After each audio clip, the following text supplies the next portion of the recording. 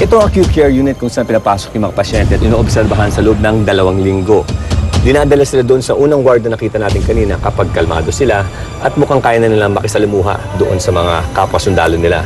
Kapag agitated sila o di kaya may mga kakaibang behavior na pinapakita, dito sila tinitreat. Dahil medyo maselan nga ang mga sitwasyon sa loob, hindi tayo pinapayagang pumasok. Kung may mga kwentong nakapadlock at hindi may pakita sa mga mata,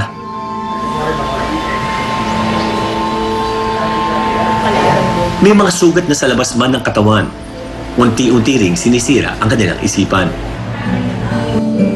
Dito sa Heroes Ward, dinadala ang mga sundalo nating nagkaroon ng physical injuries sa bakbakan.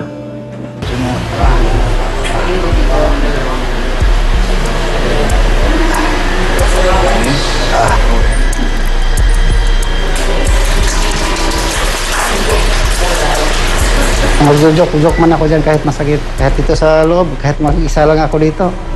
Kakanta-kanta ako dito para mawala na yung sakit ng paa ko. Basta po, kamusta yung pakiramdam natin? Dinalaw ko si Ludi. 4 na buwan pa lang ang nakalilipas nang maputol ang kaliwa niyang binti.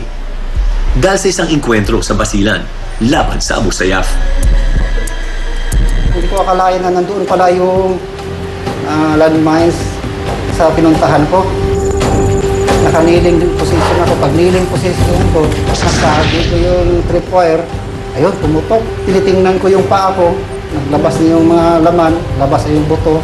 Wala na, putol na yung paa ko. Shock lang yun. Shock lang ako.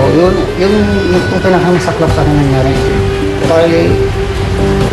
Parang nawala lahat yung espiritu ba?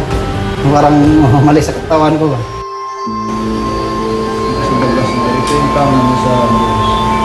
Sa ngayon na hindi pa namin completely ma-assure na maputol. Kasi ang problema niya, nung time na dumating siya dito, naka-expose na yung buto niya ng almost 1 month. Kung hindi, ngayon ang problema niya actually, yung soft tissue na coverage, medyo na-address na namin kahit pa paano, natakpan na. No? Pero yung buto kasi namamatay din no? Pag matagal naka-expose. Binabalak na raw sana magretiro ni Ludi ngayong taon para bumawi sa kanyang pamilya. Pero dahil sa hindi inaasahang pangyayari, ang pagre-retiro nauwi sa pananalagi niya sa ospital. Hindi ko maasikaso yung pamilya ko sa layo. Bihira ko sa 1 taon. 2 beses lang ko makauwi. Yung miss ko, gustong pumunta doon sa Basilan pero hindi ko papuntahin. Baka mamaya ma-encounter. Uwi naman ako pag once nga schedule ko na kasi schedule kasi yung uwi namin.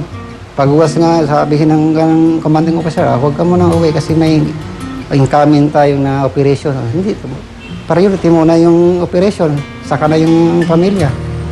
Ganun. Kaya gusto kong magpahinga ng maaga. Sa ngayon ay may 36 na sundalong nandito sa Heroes Ward. At tulad ng mga pasyente sa Psychiatry Ward, bukod sa libreng ospital, tuloy-tuloy pa rin ang pagtanggap nila ng buwanang sahod habang nagpapagaling.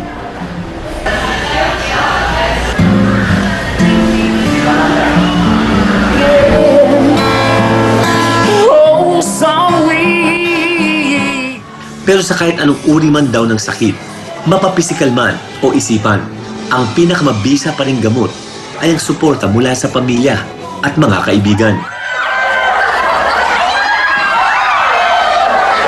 Pinagmamalaki ang aking asawa, pinakamamahal na asawa. Kami po ay 16 na taon na kami nagsasama. 2 bisis ko po siyang pinakasalan sa huwis at saka pare. Ganyan po ang mahal ng asawa ko. Ma, I promise that you're always in my heart now and forever. Happy Valentine's. I love you.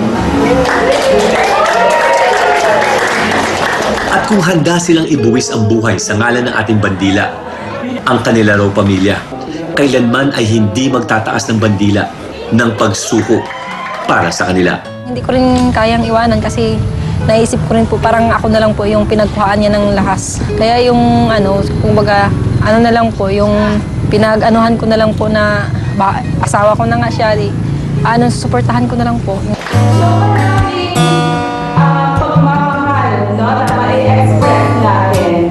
Ang pagsusundalo ay isang noble profession. Sila yung nagbubuwis ng buhay nila para mapaglingkod doon sa ating bayan.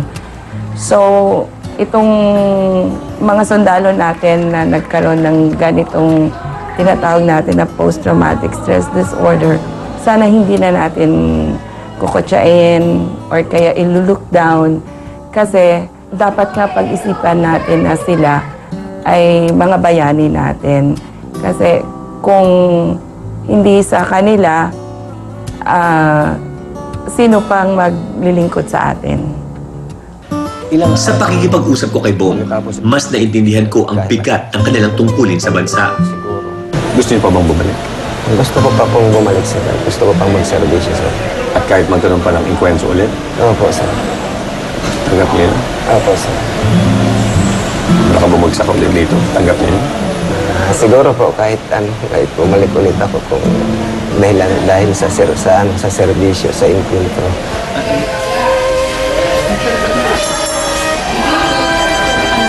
Kay Mike ko naman natutunan ang konsepto ng kapatiran. Siyempre napakahirap sa isang sundalo na mamatayan ka ng kasama. Para kang nang namatayan na rin ng kapatid. Lalo na pag yung mismong araw-araw mo kasama sa trabaho. Pag namatayan ka, para kang na rin namatayan ng kapatid. Ganyan kami mo. Iisa kami. At si Ludi ang magpapaalala sa atin sa tunay na halaga ng buhay at sinumpa ang tungkulin. Buti na lang hindi ako namatay. Hindi nakasama ko pa rin yung pamilya ko. Buhay ako tapos may ibigay ko pa sa kanya ang gusto niyang pangarap sa buhay ng anak ko. Yan ang inaan ko sa sarili ko. Sila ang tatlong mukha ng kagitingan at tatlong mukha ng bayani ng ating bayan.